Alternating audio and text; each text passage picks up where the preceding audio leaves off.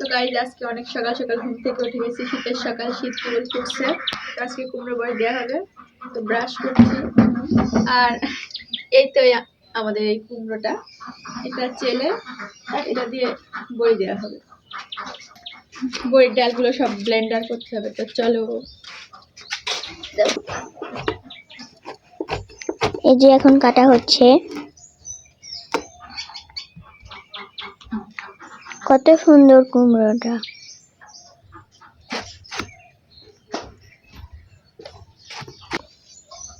তো আম্মুর বলছে এখন কুমড়োটা কাটতে হবে, তো সেজন্য কুমড়োটা কাটা হচ্ছে।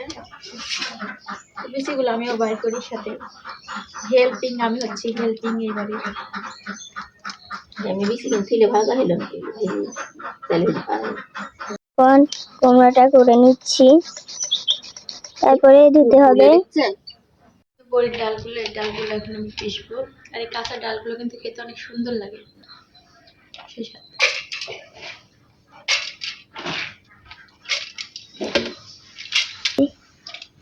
আগেকার মানুষ তো হাতে এসব কাজ করেছে, পাটাতে পিষেছে। আর এখন আর পাটায় পিষার প্যারা নাই, যেহেতু ব্লেন্ডার আছে, ব্লেন্ডারে পিষতে হয়।